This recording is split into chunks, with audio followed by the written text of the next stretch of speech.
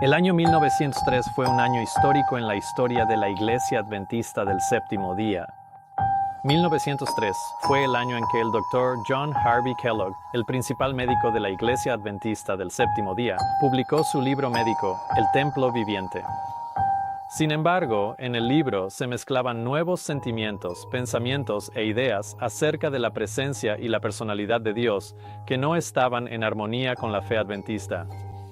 Estas nuevas ideas panteístas sostenían que Dios estaba presente personalmente en los objetos de la naturaleza, y para respaldar estas teorías, también se introdujeron nuevas filosofías acerca de la personalidad de Dios, su naturaleza y su presencia física. Ellen White escribió: "He tenido que escribir mucho acerca de las extrañas doctrinas y teorías expresadas en Living Temple.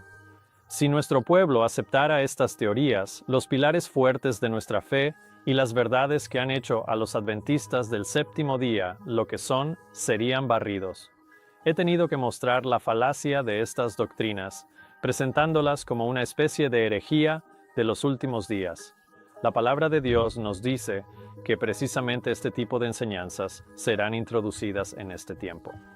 Cuando la hermana White escribe sobre los fuertes pilares de nuestra fe y las verdades que han hecho a los adventistas del séptimo día lo que son, no se refiere a una lista indefinida o abstracta de verdades.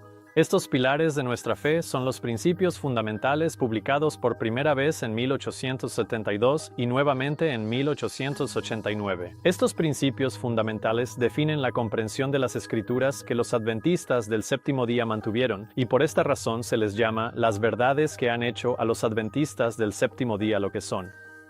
Son estos principios fundamentales los que han hecho a los adventistas del séptimo día lo que son, sobre los cuales ella advirtió que serían barridos por las teorías falsas contenidas en el libro del Dr. Kellogg, El Templo Viviente.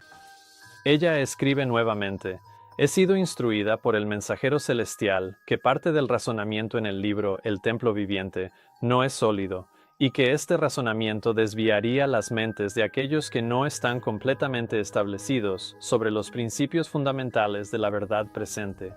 Introduce lo que no es más que especulación respecto a la personalidad de Dios y dónde está su presencia". Estas nuevas ideas panteístas acerca de la presencia y personalidad de Dios no se limitaron al Dr. Kellogg. Otros médicos bajo su influencia estaban adoptando sus ideas, y aún otros dentro de la Iglesia comenzaban a defender puntos de vista similares. La Iglesia comenzó a estar tan dividida que, para el momento del Concilio de Otoño de 1903, cuando la Iglesia Adventista del Séptimo Día se reunió en Washington, D.C., muchos temían una división en la Iglesia. Esto se debía en parte a que la hermana White aún no se había pronunciado firmemente respecto al nuevo libro de Kellogg, El Templo Viviente, pero esto cambió un par de meses antes del Concilio de Otoño. La hermana White escribió: "Una noche se me presentó claramente una escena. Un barco estaba sobre las aguas en una densa niebla. De repente el vigía gritó: 'Iceberg justo adelante'. Allí, elevándose sobre el barco, había un iceberg gigantesco. Una voz autoritaria exclamó: 'Enfréntalo'". No hubo ni un momento de vacilación. Era un momento para actuar de inmediato. El maquinista puso toda la potencia y el timonel dirigió el barco directamente hacia el iceberg. Con un estruendo chocó contra el hielo. Hubo un impacto aterrador y el iceberg se rompió en muchos pedazos, cayendo con un ruido como de trueno sobre la cubierta. Los pasajeros fueron sacudidos violentamente por la fuerza de la colisión, pero no se perdieron vidas. La nave resultó dañada, pero no irreparablemente. Rebotó tras el contacto, temblando de proa a popa como una criatura viviente. Luego continuó avanzando en su camino. Bien, yo sabía el significado de esta representación. Tenía mis órdenes. Había escuchado las palabras como una voz viva de nuestro capitán: "Enfréntalo". Sabía cuál era mi deber y que no había un momento que perder. Había llegado el momento de actuar con decisión. Debía obedecer sin demora la orden: "Enfréntalo". Esa noche me levanté a la 1 de la mañana escribiendo tan rápido como mi mano podía moverse sobre el papel. La escena que se le presentó a la hermana White representaba la crisis hacia la cual la Iglesia Adventista del Séptimo Día avanzaba en el próximo concilio de otoño de 1903. La orden que recibió de Dios fue enfrentarla, y así lo hizo de inmediato, escribiendo cartas de advertencia a la 1 de la mañana tan rápido como su mano podía moverse sobre el papel. Las reuniones del Concilio de Otoño comenzaron el 7 de octubre de 1903. Arthur L. White, el nieto de Elena White, escribió: En los primeros días del concilio, el Dr. E. J. Wagoner, el anciano A. T. Jones y el Dr. David Paulson llegaron a Washington. El Dr. Kellogg llegó la mañana del sábado, 17 de octubre. Cuando los hombres de Battle Creek se presentaron, fue evidente para el anciano Daniels y sus asociados que nuevamente se enfrentarían al templo viviente y a la enseñanza del panteísmo. El anciano Daniels era A. G. Daniels, el presidente de la Asociación General en ese momento. Las tensiones ya eran altas en la iglesia y las cosas estaban llegando a un clímax en la reunión del Concilio de Otoño. En la noche del 17 de octubre, después de que terminó el sábado, A. G. Daniels fue confrontado por el Dr. Paulson, uno de los partidarios del Dr. Kellogg. El Dr. Paulson, quien apoyaba firmemente al Dr. Kellogg, se unió a Daniels. Mientras los dos caminaban, continuaron con la discusión del día. Al llegar a la casa donde se hospedaba Daniels, se detuvieron bajo un farol y conversaron durante un rato. Finalmente, el Dr. Paulson le señaló con el dedo a Daniels y declaró: «Estás cometiendo el error de tu vida. Después de toda esta agitación, algún día despertarás y te encontrarás tirado en el polvo, y otro estará liderando las fuerzas». El hermano Daniel se irguió a pesar de su cansancio y desánimo, y respondió con firmeza: «No creo en su profecía. En todo caso, prefiero ser tirado al polvo haciendo lo que en mi alma creo que es correcto, que caminar con príncipes haciendo lo que mi conciencia me dice que está mal». Después de despedirse, Daniels entró en la casa donde encontró a un grupo de personas esperándolo. Parecían animados y exclamaron: «Ha llegado la liberación. Aquí hay 2 mensajes de la hermana White». Había ocurrido un milagro. Las advertencias que Ellen White había recibido acerca del barco a punto de chocar con un iceberg se estaban cumpliendo ahora en la reunión del concilio de otoño, ya que la noche anterior al último día del concilio habían llegado las cartas de la hermana White. Nadie puede imaginarse, relata Daniels, con cuánta ansiedad leí los documentos que habían llegado por correo mientras estábamos en medio de nuestras discusiones. Había un testimonio sumamente claro respecto a los peligrosos errores que se enseñaban en el templo viviente. Daniels continuó: «A la mañana siguiente nos reunimos de nuevo para nuestro concilio. Después de orar me levanté y les dije a los hermanos que habíamos recibido 2 mensajes muy importantes de la hermana White. Esto despertó la atención de todos y se sentaron en silencio reflexivo mientras yo leía los documentos. La primera de las 2 cartas recibidas de la hermana White se titulaba Enseñad la palabra, y en esta carta ella escribe: «Tengo algunas cosas que decir a nuestros maestros en referencia al nuevo libro, El Templo Viviente. Tengan cuidado con la manera en que apoyan los conceptos de este libro respecto a la personalidad de Dios. Según el Señor me lo presenta, estos conceptos no cuentan con la aprobación de Dios. Son una trampa que el enemigo ha preparado para estos últimos días. Pensé que esto seguramente sería discernido y que no sería necesario que yo dijera nada al respecto. Pero dado que se ha afirmado que las enseñanzas de este libro pueden ser respaldadas por declaraciones de mis escritos, me veo obligada a hablar para negar tal afirmación. Puede que en este libro haya expresiones y conceptos que estén en armonía con mis escritos, y puede que en mis escritos existan muchas declaraciones que, al ser sacadas de su contexto e interpretadas según la mentalidad del autor de El Templo Viviente, parecerían estar en armonía con las enseñanzas de este libro. Esto puede dar un aparente respaldo a la afirmación de que los conceptos de El Templo Viviente están en armonía con mis escritos, pero Dios no permita que tal opinión prevalezca. No necesitamos el misticismo que se encuentra en este libro. Aquellos que aceptan estas sofisterías pronto se encontrarán en una posición en la que el enemigo podrá hablar con ellos y alejarlos de Dios. Se me ha mostrado que el autor de este libro está en un camino equivocado. Ha perdido de vista las verdades distintivas para este tiempo. No sabe hacia dónde se dirigen sus pasos. En la segunda carta, que fue dirigida a los líderes de nuestra obra médica, ella escribió: «Tengo muchas cosas que decir que no he querido expresar en el pasado, pero ahora mi mente está clara para hablar y actuar. Lamento verme obligada a asumir la posición que me veo forzada a tomar en favor del pueblo de Dios. Al asumir esta posición, me veo en la necesidad de llevar la pesada carga de mostrar el mal de los planes que sé que no provienen del cielo. Esta es la carga que muchas veces en el pasado el Señor ha puesto sobre mí para que su obra pueda avanzar por los caminos correctos. Cuánto cuidado y ansiedad, cuánta angustia mental y agotador trabajo físico podrían habérseme ahorrado en mi vejez, pero aún así me veo en la necesidad de entrar en la batalla y de cumplir, en presencia de asambleas importantes, el deber que el Señor ha puesto sobre mí. El deber de corregir el mal, proceder de hombres que profesan ser cristianos, pero que están realizando una obra que tendrá que ser deshecha con gran pérdida, tanto financiera como en el debilitamiento de la confianza del pueblo». Al leerse estas palabras en presencia de la asamblea, todos reconocieron que una voz divina les hablaba a través de las cartas de la mensajera inspirada. Sin dejar lugar a dudas, Elena White escribió condenando enérgicamente el proceder del Dr. Kellogg, su libro y sus ideas. Por fin, el mensajero de Dios había hablado acerca de la crisis y fue considerado como la voz de Dios ante los adventistas del séptimo día en el concilio. El anciano Daniels, al relatar la experiencia de leer la carta el domingo por la mañana a todos los asistentes del concilio, dijo: «Sería imposible encontrar palabras para expresar con la claridad y la fuerza que desearía todos los hechos relacionados con la recepción, presentación e influencia de estos testimonios y otros recibidos durante ese concilio.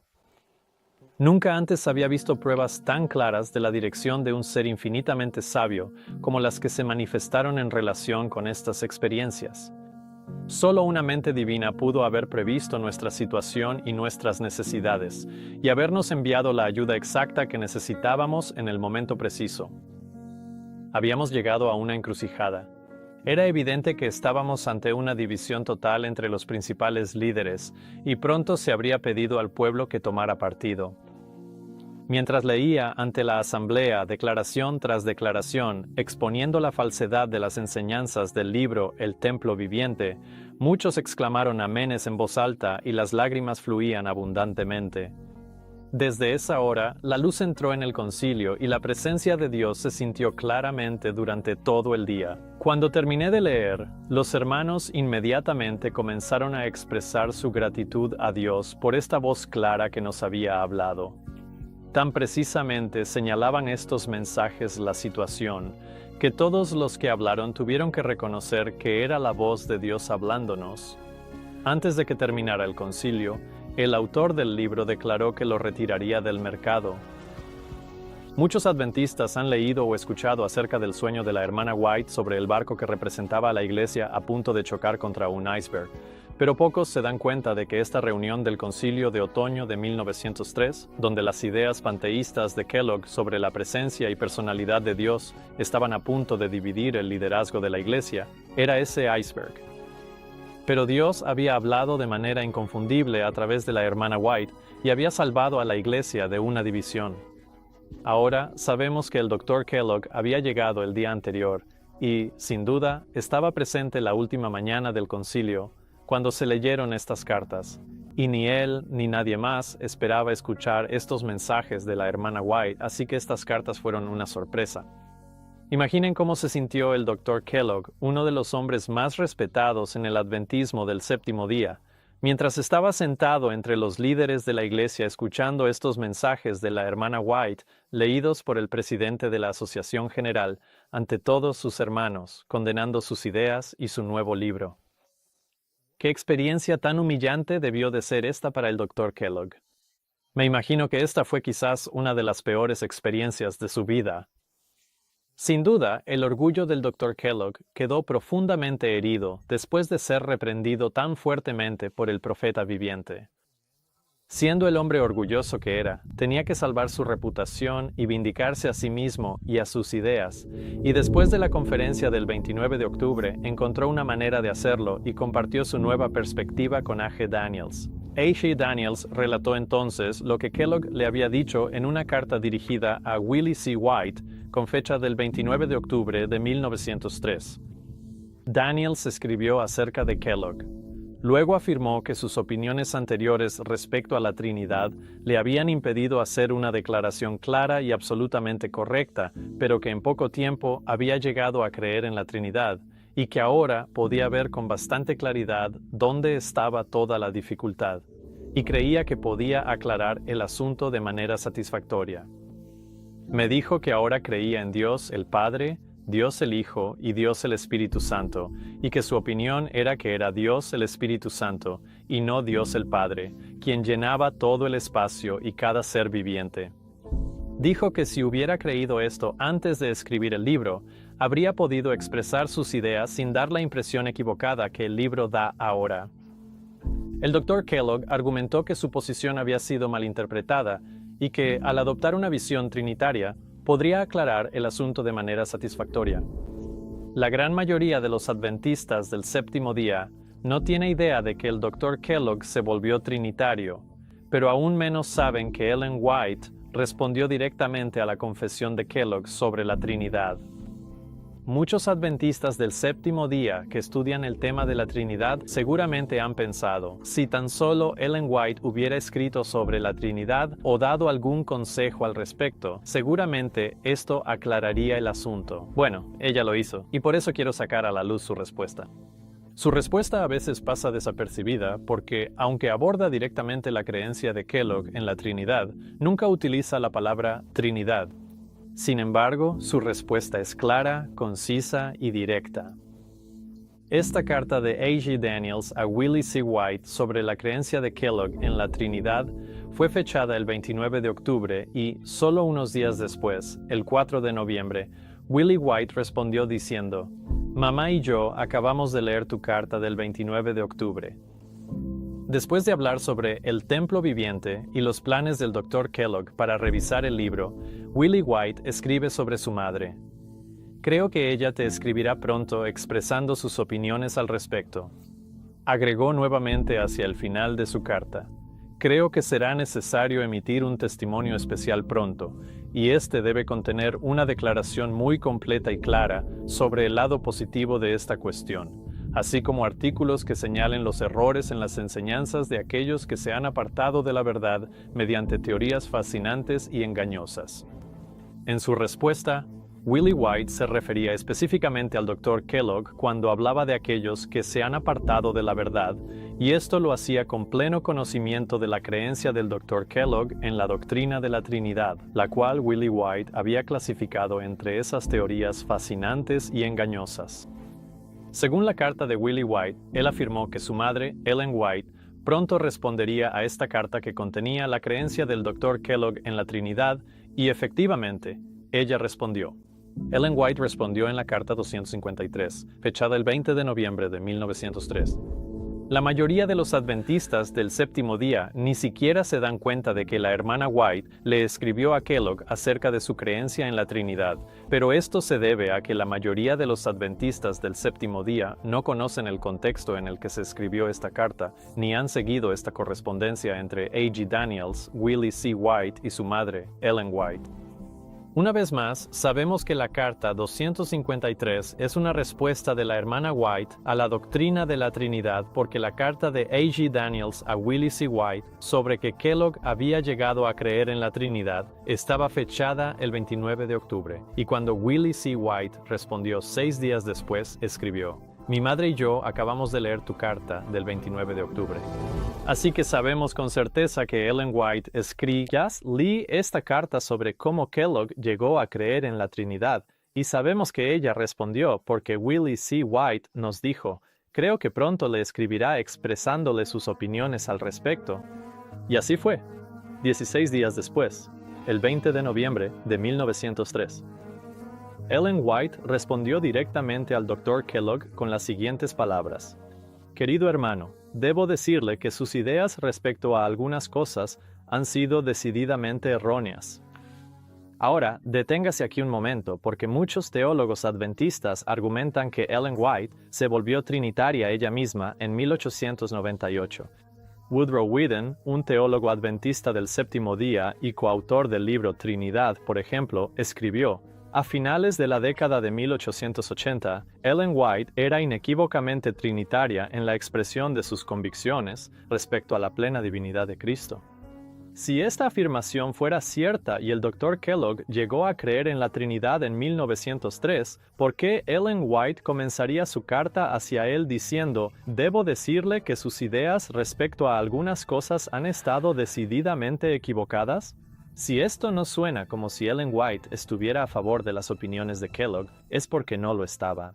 Las ideas panteístas del Dr. Kellogg eran un error, y su adopción de la doctrina de la Trinidad fue solo la adopción de otro error más. La hermana White continúa en su carta diciendo: hay muchas cosas que debe superar antes de poder ser salvo. En el corazón que no es guiado por Dios, hay algo que lo lleva a desear ser sostenido en su camino equivocado. Con estas palabras, la hermana White nos está diciendo que el hombre que estaba al frente de la obra médica en la denominación no estaba salvo en ese momento. Era un hombre no convertido y su corazón no estaba siendo guiado por Dios. Esto no debería darnos confianza en la adopción por parte del Dr. Kellogg de Dios el Padre, Dios el Hijo y Dios el Espíritu Santo, tal como se representa en la doctrina de la Trinidad. Debería darnos una causa alarmante de preocupación el seguir tal camino. La hermana White añade: yo no me atrevería a hablar de Dios como tú has hablado de Él, y se me ha instruido a decir que no hay nada en la palabra de Dios que respalde tus teorías espiritualistas. ¿No renunciarás a estas teorías de inmediato? Tu mente ha estado ocupada en ellas durante mucho tiempo, pero no han tenido ninguna influencia santificadora, refinadora, ni ennoblecedora en tu vida.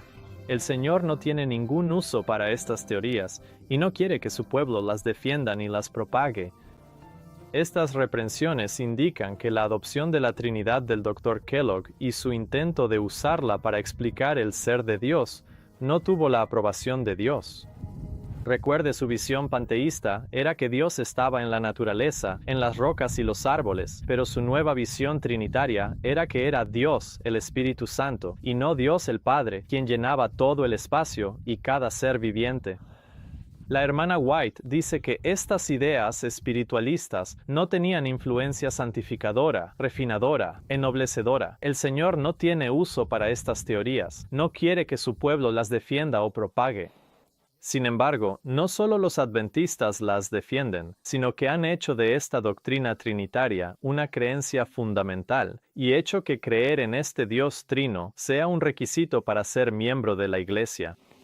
Recuerden, fue en respuesta a ser reprendido por Elena White en el Concilio de Otoño que Kellogg se apresuró a salvar su reputación, ideas y libro del escrutinio público.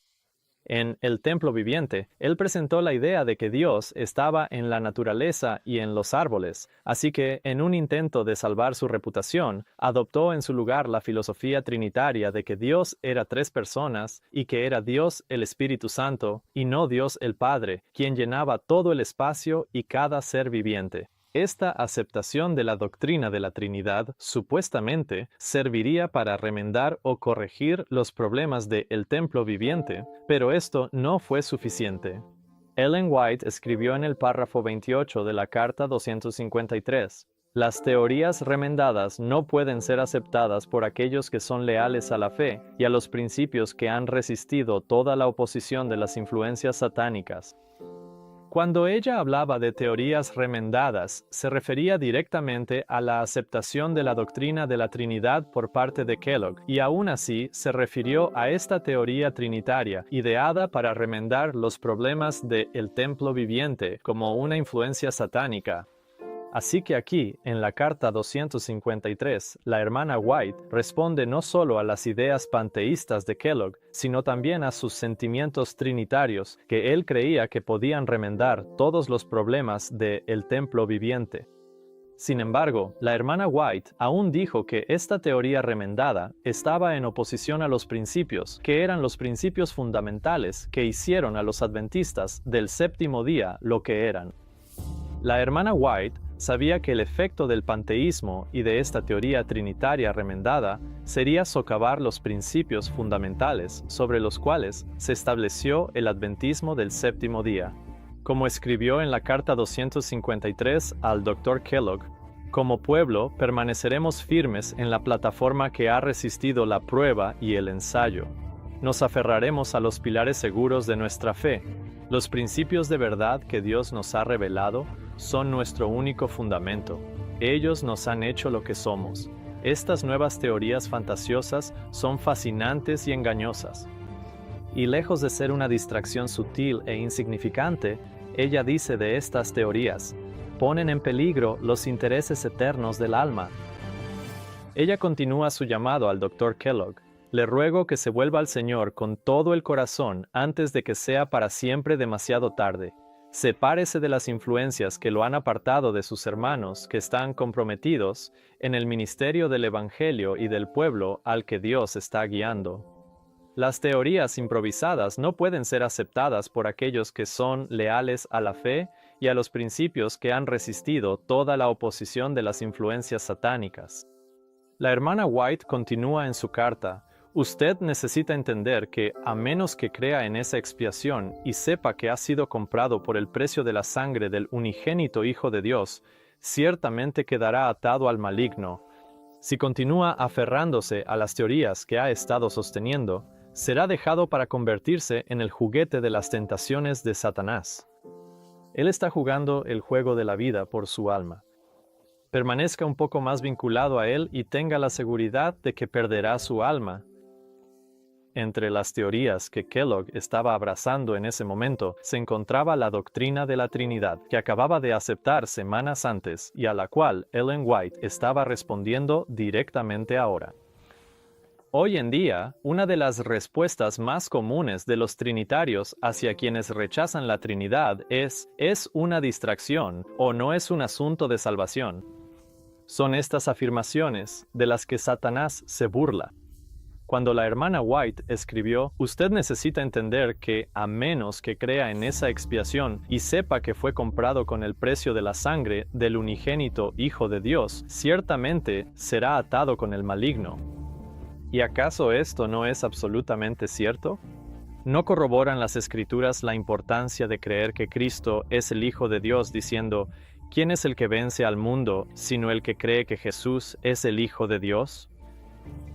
El trinitario no puede tener esta fe que vence al mundo, ya que si Cristo nunca tuvo un principio, en realidad no puede ser un hijo. Y si no es un hijo, ciertamente no es el unigénito Hijo. Y con un razonamiento como este, la fe que vence al mundo es suplantada por interpretaciones espiritualistas que son la raíz y el pilar central de la doctrina del anticristo.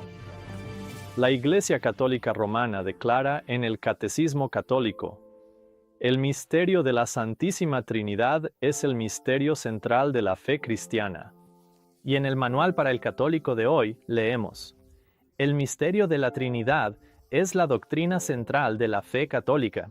Sobre ella se basan todas las demás enseñanzas de la Iglesia. Incluso entre los ministerios adventistas hay quienes hablan con celo en contra de las doctrinas de Roma, mientras que ellos mismos abrazan el misterio central del romanismo y enseñan que el Dios del anticristo es el Dios de los mensajes de los tres ángeles. Aunque sean sinceros, no deja de ser blasfemia. Para obtener más información sobre la Iglesia Adventista del Séptimo Día y la Iglesia Católica Romana, profesando creer en el mismo Dios, vea el video titulado El futuro de la unidad y el rastro de la serpiente. Ahora bien, la hermana White ciertamente sabía que uno de los principios de la Trinidad es que Cristo no se convirtió en el Hijo de Dios hasta la encarnación, porque ella abordó este punto en su carta al Dr. Kellogg cuando dijo: "Nuestra redención no fue realizada por el Hijo de Dios permaneciendo en el cielo, sino por el Hijo de Dios haciéndose encarnado, tomando la humanidad sobre sí y viniendo a este mundo. Así, la vida eterna nos fue traída. Lo que la autoridad, los mandamientos y las promesas no pudieron hacer, Dios lo hizo viniendo a este mundo en semejanza de carne pecaminosa". Al escribir que nuestra redención no fue realizada por el Hijo de Dios permaneciendo en el cielo, ella estaba mostrando que Cristo era, de hecho, el Hijo de Dios mientras estaba en el cielo. Y con las palabras "y viniendo a este mundo", ella muestra que Cristo era, en verdad, el Hijo de Dios en el cielo antes de venir a este mundo. Ella escribe: "Cuando Cristo anunció por primera vez a la hueste celestial su misión y su obra en el mundo, declaró que dejaría su posición de dignidad y disfrazaría su santa misión asumiendo la semejanza de un hombre, cuando en realidad Él era el Hijo del Dios infinito. Cristo no se convirtió en el Hijo de Dios al venir a nuestro mundo. Él era el Hijo de Dios antes de que el mundo fuera creado. Y el Hijo de Dios fue entonces enviado a nuestro mundo, exactamente como testifica la Escritura.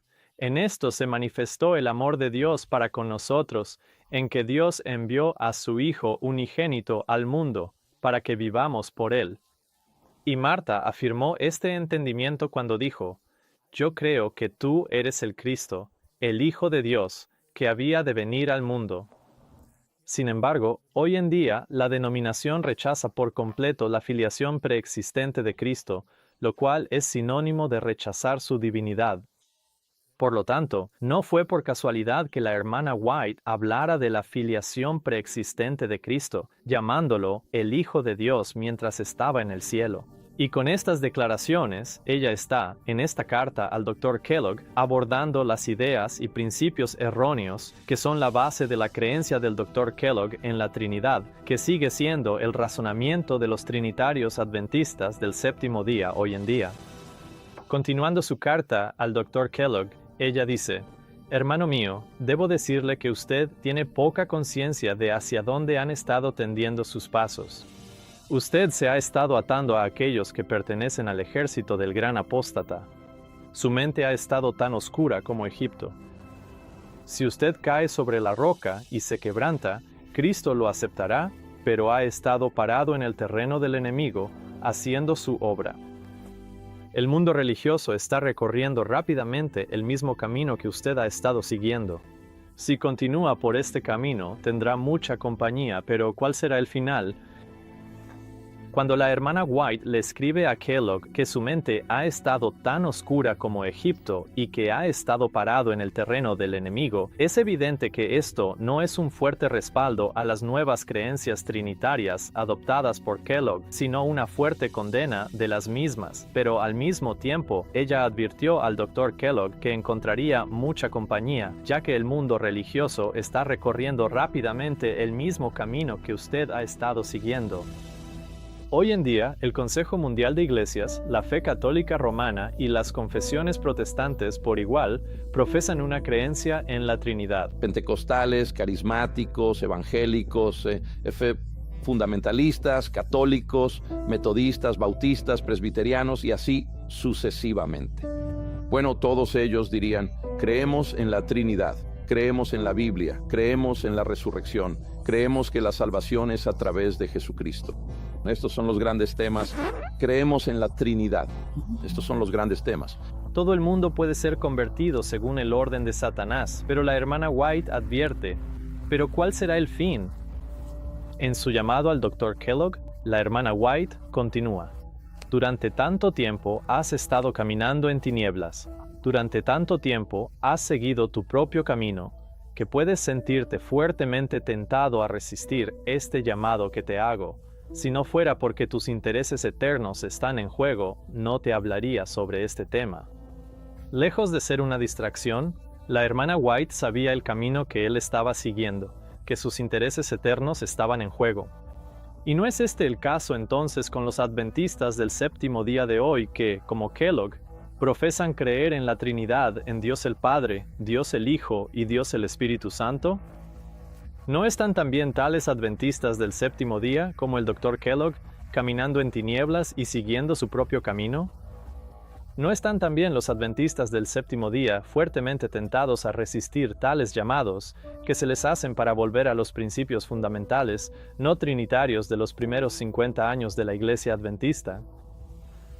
La hermana White termina su llamado al Dr. Kellogg con las siguientes palabras: ¿No harás un esfuerzo completo, decidido y semejante a Cristo para romper el hechizo que Satanás ha echado sobre ti? Él ha tenido gran poder sobre tu mente y te ha influenciado por caminos equivocados. Él piensa que ahora puede retenerte. ¿No lo derrotarás y lo decepcionarás? Te escribo como lo haría a un hijo. Aléjate del enemigo, el acusador de los hermanos. Dile: apártate de mí, Satanás. He cometido un grave pecado al escuchar tus sugerencias. No las escucharé más. Te ruego, por el bien de tu alma, que resistas al tentador para que huya de ti. Acércate a Dios y Él se acercará a ti.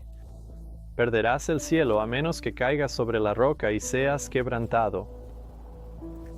¿Cómo es posible que, entendiendo esta carta del 20 de noviembre de 1903 como una respuesta a la creencia del Dr. Kellogg en la Trinidad, alguien pueda seguir el mismo camino y tener la audacia de decir que está caminando en la luz, cuando la profetisa respondió a la adopción de la Trinidad por parte de este hombre diciendo: si continúas atesorando las teorías que has estado atesorando, serás dejado para convertirte en el juguete de las tentaciones de Satanás? En la aceptación de la Trinidad por parte de Kellogg, la hermana White no lo elogió. Ella no dijo que él estaba en el camino correcto, ni que su mente estaba siendo guiada por Dios. Por el contrario, todas sus advertencias iban en sentido opuesto. ¿Cómo pueden los adventistas del séptimo día seguir creyendo en esta doctrina romana a la luz de esta carta? Dejo estas preguntas para que las respondan aquellos que están siguiendo los pasos del hombre cuya mente estaba tan oscura como Egipto. Es el adversario de las almas de quien se nos ha advertido que tuvo gran poder sobre la mente de Kellogg y lo ha influenciado por caminos equivocados. Es triste más allá de toda expresión que, a pesar de las numerosas advertencias de la hermana White, incluida la Carta 253, la denominación corporativa adventista del séptimo día haya decidido dejarse influenciar por la misma fuerza y seguir los mismos caminos. Permítanme también indicar que Dios el Padre, Dios el Hijo y Dios el Espíritu Santo participaron todos en la creación literal de este mundo. Por lo tanto, la respuesta de la hermana White a la creencia del Dr. Kellogg en la doctrina de la Trinidad puede ser apropiada y directamente dirigida a la denominación corporativa hoy en día. Las mismas palabras aplican: acérquense a Dios y Él se acercará a ustedes. Perderán el cielo a menos que caigan sobre la roca y sean quebrantados.